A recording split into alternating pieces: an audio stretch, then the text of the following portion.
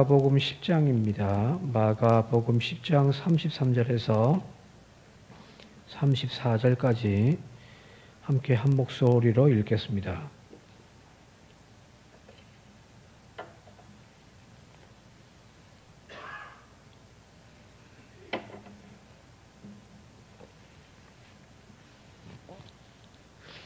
마가복음 10장 33절에서 34절입니다.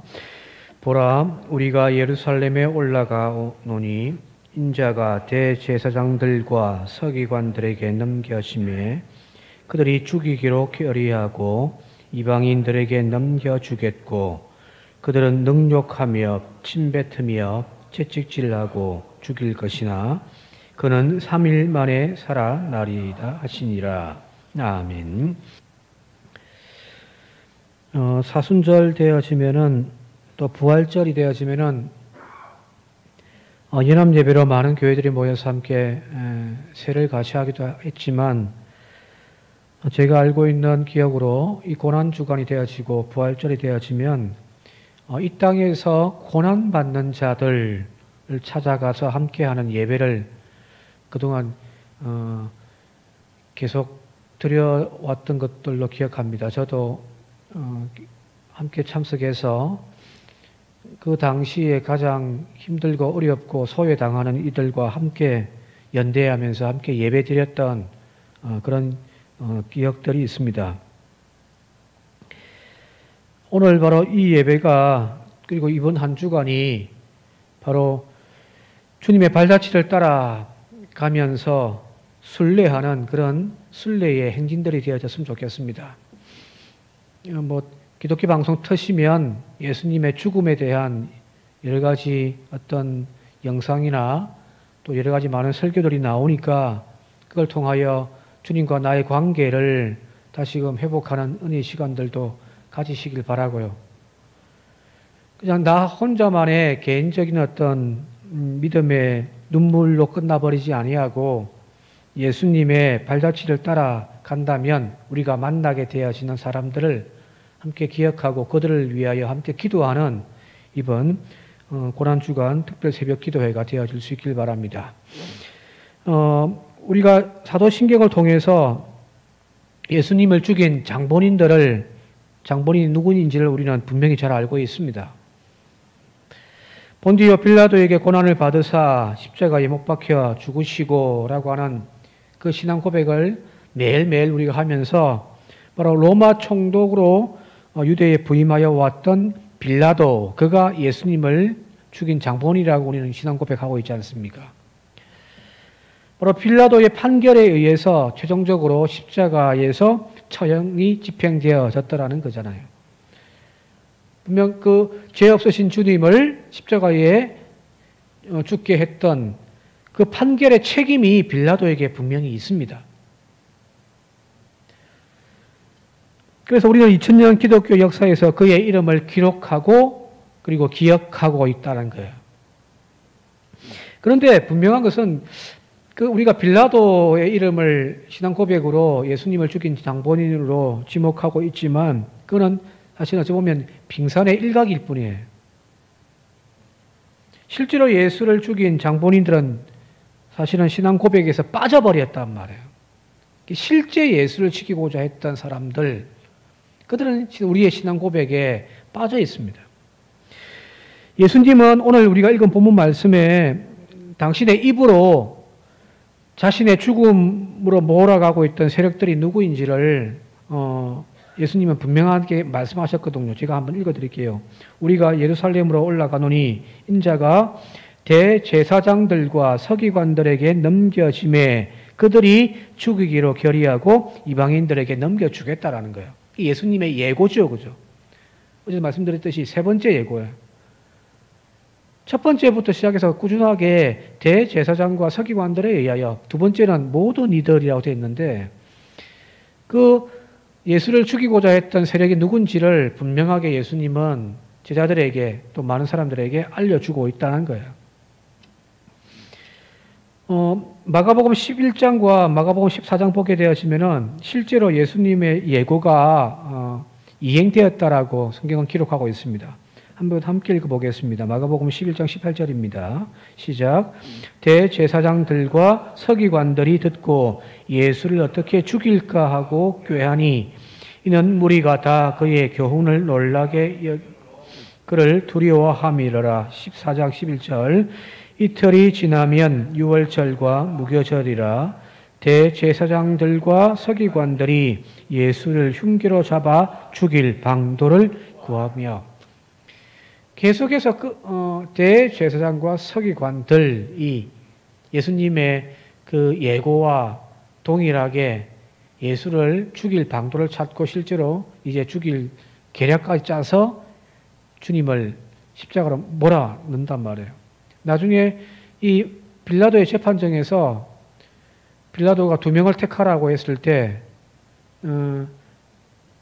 백성들을 무리들을 이렇게 선동하게 했던 그 뒷배경도 대제사장과 서기관들이었다고 되어 있습니다. 바로 이 사람들, 대제사장들과 서기관들, 이들은 유대 사회에서 성전을 중심으로 한 권력자들입니다. 최고 권력자들이죠, 그죠?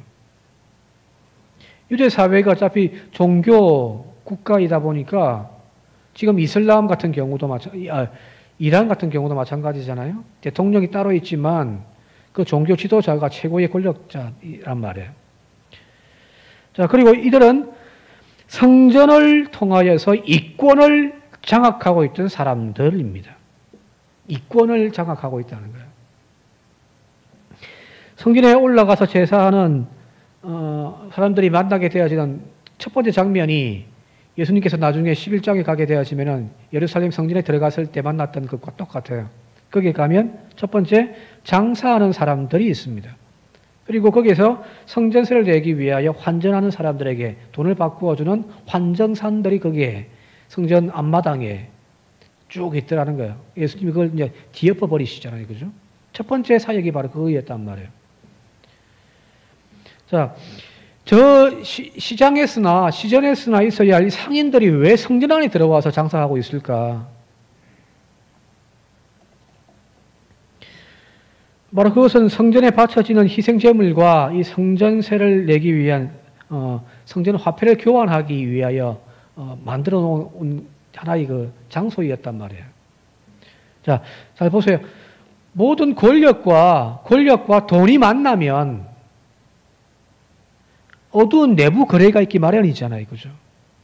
지금 대한민국이 그렇게 지금 분노하고 화를 내고 있는 이유 중에 하나도 공무원들이 나라를 일하라고 하는 공무원들이 자기들 내부 정보 가지고 자기가 직접 자기 이름으로 땅을 사가지고 투기를 하고 있다는 것이 지금 너무너무 지금 배신감 느끼고 지금 그죠? 분노의 원인이 되어지고 있잖아요.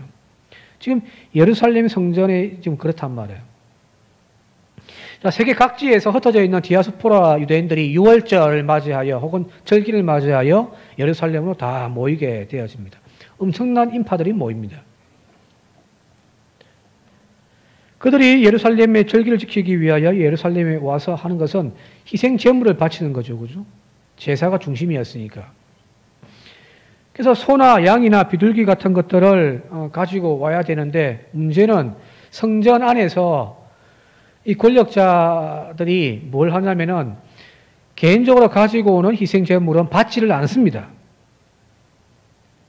그게 뭐 흠이 있을 수 있다라고 하는 조건을 붙여가지고 유를 붙여가지고 성전 밖에서 가지고 오는 개인 제물은 받지를 않습니다. 대신에 성전 안에서 이제 인정되어진 그 희생 제물들을 성전 뜰에서 이 장사치들이 지금 파는 거예요. 당시에 대제사장이었던 사람이 2명입니다. 원래는 1명이어야 했는데 이때는 2명이에요. 그게 말이 안 되는 거죠. 로마의 권력에 의해서 이제 그 자리에 앉아 있는 사람이 2명이란 말이에요. 안나스와 가야바라고 하는 대제사장들입니다. 그러니까 사위와 장인어른이에요. 또 그 관계는. 자, 이들이 직영하는 상점에서만 희생제물을 살 수가 있단 말이에요. 대제사장의 어떤 관할하고 있는 그 상점에서만 희생제물을 살 수가 있습니다. 그러니까 밖에서 가지고 온 것은 희생제물로 드릴 수가 없고 여기 안에서만 사야 되니까 독점권이 주어진 거죠. 자, 시중가보다 밖에 살 수 있는 희생제물 똑같은 양과 똑같은 소요임에도 불구하고 여기 독점에 의해서 이제 거래되어지는 이 희생제물은 몇 배나 비쌉니다. 저 먼 타국에서 명절날 절기 때 하나님께 희생제물 드리기 위하여 예배 드리기 위하여 여기까지 왔으니 아무리 돈이 비싸도 사야 될 수밖에 없는 거죠. 그죠? 그 엄청난 폭리를 지금 제사장들이 지금 취하고 있다는 거예요. 그리고 여기 환정상들도 마찬가지입니다. 이방인들이 가지고 있는 로마 화폐, 당시에 이제 일반 사회에서 통용되어지는 로마 화폐는 하나님의 거룩한 성전에 드릴 수 없다라는 거예요. 세상 것이 하나님께서 드릴 수 없다는 거예요. 그래서 복음서에 보게 되어지면은 가이사의 것을 가이사에게, 하나님의 것을 하나님에게 하는 그 예수님의 말씀도 그 말씀이에요. 세상 것이 하나님 앞에 바칠 수 없다라고 해서 성전에서만 드릴 수 있는 성전 화폐, 성전 세계를 저 밖에서 맡겨놔야 되는 거예요. 우리 그 환전하듯이요. 또 이를 통하여서 많은 이익들을 남길 수가 있더라는 거거든요. 그게 이제 착취의 현장이에요. 그게 주님이 그걸 보고 막 뒤엎어버리신 거죠, 그죠? 자, 여기 대제사장과 서기관들의 눈에 봤을 때 이 예수님의 행동과 가르침이 좋게 보였을까요? 자신이 직접 관장하고 있는 자기 나발인데 그게 와가지고 그걸 다 엎어버리고 이게 자기 밥그릇인데 다 엎어버리고 앉아있으니 쫓아내고 있으니 좋게 보이지가 않더라는 거예요. 그래서 예수님을 죽일 묘책을 마련하는데 그것이 바로 제목의 두 가지입니다. 신성모독과 성전모독이에요. 이거는 유대인들에게서 적결하여 돌로 쳐 죽일 수 있는 죄목이니까 그걸 걸어버린 거죠. 이들이 내세웠던 신성모독과 성전모독이라고 하는 죄명이 예수님에게 부여되어 있지만 실상은 자신들의 기득권과 권력의 기반을 흔들고 있는 예수님과 그의 추종자들을 눈의 가시처럼 여기고 그냥 제거한 것이 바로 십자가 사건이라는 거예요. 결국 예수는 이 부패한 종교 지도자들의 권력과 이권을 유지하기 위한 수단으로 죽임당한 거예요. 즉 권력과 그에 따르는 이권을 유지하기 위하여 예수를 처참하게 짓밟아버린 거예요. 당시의 최고 권력자들이에요. 자신들의 안위와 평안을 저해하는 세력들은 그 누가 되었든지 죽여버리는 거예요. 많은 대중들이 예수님을 선지자 혹은 메시아라고 고백함에도 불구하고 많은 무리들이 따라가고 있단 말이에요. 그분은 메시아다 라고 하는 고백이 있음에도 불구하고 예수든 하나님의 아들이든 메시아든 나의 권력과 힘을 방해하는 것들은 다 죽여버리겠다는 거잖아요. 그게 지금 예수님의 십자가 사건 그 본질이기도 하고요. 자, 그런데 오늘 2000년의 시간이 지나서 오늘 우리는 이와 유사한 현상들을 처참하게 살육하는 그 광경들을 매일매일 뉴스로 보고 있잖아요. 군사 쿠데타를 일으켜서 다시금 권력으로 정권을 장악하고 있는 미얀마의 군부가 지금 자유와 민주주의를 외치고 있는 자국의 국민들을 향하여 무차별하게 총질하는, 짓밟는 그 엄청난 사건들이 지금 매일매일 뉴스를 통하여 우리는 지금 목격하고 있단 말이에요. 권력을 움켜쥐고 있는 그들이 그걸 놓지 못하여서 자신들의 백성들을, 지켜야 할 그 백성들을 총칼로 죽이고 있는 현장들. 하루에도 수십 명, 수백 명이 지금 죽어가고 있습니다.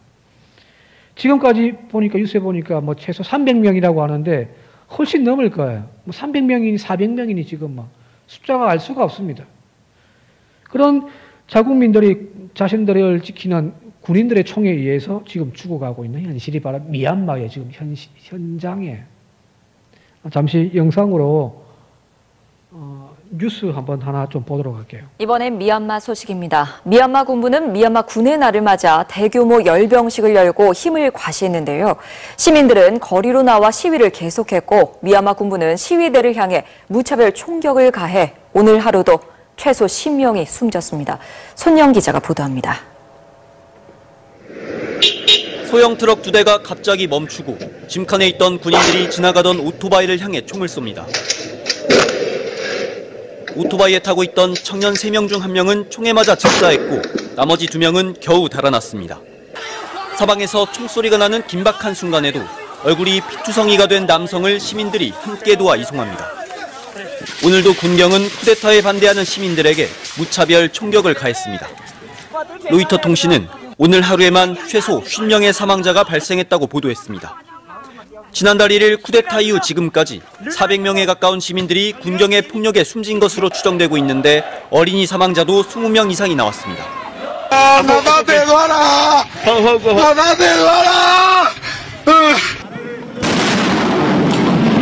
수백 명을 학살한 군부는 미얀마 군의 날을 맞아 대규모 열병식으로 힘을 과시하며 시위대에 대한 강경 대응 방침을 천명했습니다. 장배 노래 뮤리 필요비 미미도 루라제되고 시련의 땅수 리라리하 로마 못했대 무소라 뼈로래.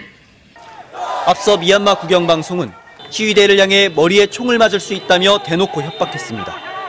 나가고 바이소도 야마룽의 묘제대 강 용의 주하 내체레 바지에 뒤에서 가야 보고 나야비 단디 패시메 시만게.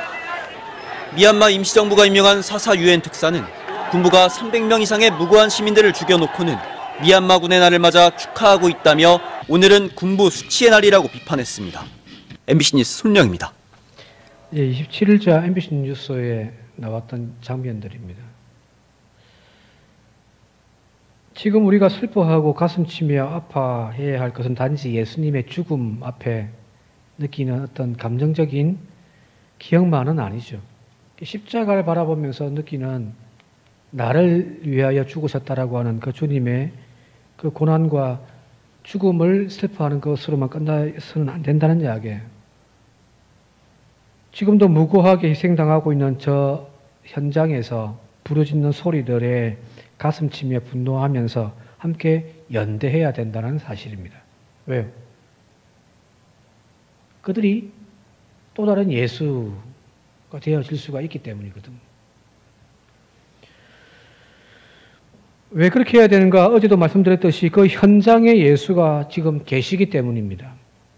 높은 자리에 이권을 쫓아 모두가 달려가려고 하는 이 세상 속에서 예수님은 저 낮은 곳, 가장 어둡고 고통스러운 자리에 울려서 퍼지고 있는 그들의 절규의 목소리를 외면할 수가 없기 때문에 오늘도 저 낮은 자리로 내려가고 계시기 때문입니다. 오늘 현장, 오늘날 주님이 이 땅에 다시금 오신다면 어디로 가실까?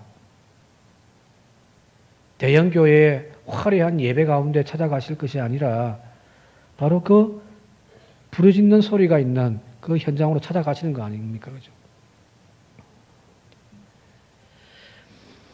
요한계시록 6장 10절입니다. 요한계시록 6장 10절 함께 한번 읽어보겠습니다. 시작. 큰 소리로 불러 이르되 거룩하고 참되신 대주제여 땅에 거하는 자들을 심판하여 우리 피를 갚아주지 아니하시기를 어느 때까지 하시려 하나이까 하니. 저 천상에서 그 억울하게 죽어갔던 피들이 하소연하는 거예요. 언제까지 이 억울한 피를 갚아주지 아니하시겠습니까? 언제까지 심판을 머뭇거리십니까? 라고 이렇게 부르짖는 소리가 저 천상에서까지 울려 퍼지더라는 거거든요. 조금 전에 봤던 죽은 아들, 총에 맞아 죽은 아들을 품에 안고서 부르짖던 내 아들이 죽었습니다. 내 아들이 죽었습니다. 그 필것 끓는 하소연을 주님이 외면하지 않는다면 오늘 우리도 외면해서는 안 될 줄 믿습니다. 고난주간 첫째 날 오늘 우리가 올려드려야 할 기도의 첫 번째 제목은 바로 미얀마를 위한 기도예요. 그리고 미얀마의 시민들의 안전과 그 미얀마의 민주화를 위해서 함께 기도하는 오늘 하루 우리의 기도가 되었으면 좋겠습니다. 그들을 위하여 눈물의 기도를 하는 것이 오늘 우리가 짊어지고 가야 할 십자가라는 겁니다. 그리고 그들을 향하여 도움의 손길을 찾는 것들이 바로 주님의 뒤를 따르는 삶이 아닐까 다시 한번 생각하면서 오늘 하루 그들을 위하여 함께 기도합시다. 그리고 그들을 도울 일들이 무엇인가 찾고 또 함께하는 우리 모두가 되어줄 수 있길 바랍니다. 마지막으로 주님의 말씀을 한 절 읽고 마치도록 하겠습니다. 오늘 34절입니다. 그들은 능욕하며 침뱉으며 채찍질하고 죽일 것이나 그는 3일 만에 살아나리라. 하나님이 함께 하시는 그 자리에 결코 이 고통이 끝남으로 마감되어지는 것이 아니라 미얀마에도 3일 만에 다시 살아나는 그런 주님의 부활의 능력이 함께 하실 줄 믿습니다. 함께 이 시간 영상을 보시면서 공동 기도문을 함께 하나님 앞에 올려드리도록 하겠습니다. 함께 기도드리겠습니다. 오 주님, 참혹한 미얀마의 현장을 위해 기도합니다. 우리는 1980년 5월 18일 군인들의 총칼에 수많은 국민들이 다치고 죽었던 광주의 아픔을 기억합니다. 이 비극이 저 서쪽의 미얀마에서 또다시 일어났습니다. 자비의 하나님이여, 부디 미얀마를 불쌍히 여겨 구원하여 주옵소서. 수많은 사람들이 군부의 쿠데타에 항거하기 위하여 거리로 나섰습니다. 국민들이 주인이 되는 민주주의를 지키겠다는 선량한 시민들이 군인들에게 무참히 짓밟혀 피 흘리며 신음하고 있습니다. 자신의 탐욕을 위하여 죄 없는 수많은 시민들을 구타하고 사살하는 악마의 얼굴을 하고 있는 미얀마의 군부를 심판하여 주시옵소서. 국민에게 총을 들었던 군인들이 상부의 명령에 복종하기보다는 더 이상 자국민을 짓밟지 않고 스스로의 잘못을 뉘우쳐 회개하고 시민들의 품으로 돌아가게 도와주소서. 거리에서 피 흘리는 미얀마에 깨어있는 시민들의 상처를 어루만져 주소서. 저들은 두려움 속에서도 민주주의를 위해 목숨을 걸고 싸우고 있습니다. 부디 저들의 나라에 스스로 일군 민주주의가 꽃피우도록 지켜봐 주시옵소서. 무자비한 진압과 폭력을 자행하는 소식에 온 세계와 모든 선한 이들이 함께 일어나 그들을 위하여 기도하며 도울 수 있게 하옵소서. 그들을 향하여 눈물을 흘리시는 주님의 마음을 가지고 우리도 함께 기도하는 이 고난주간이 되게 하옵소서. 낮은 자리에 우리를 대신하여 죽으신 예수 그리스도의 이름으로 기도드립니다.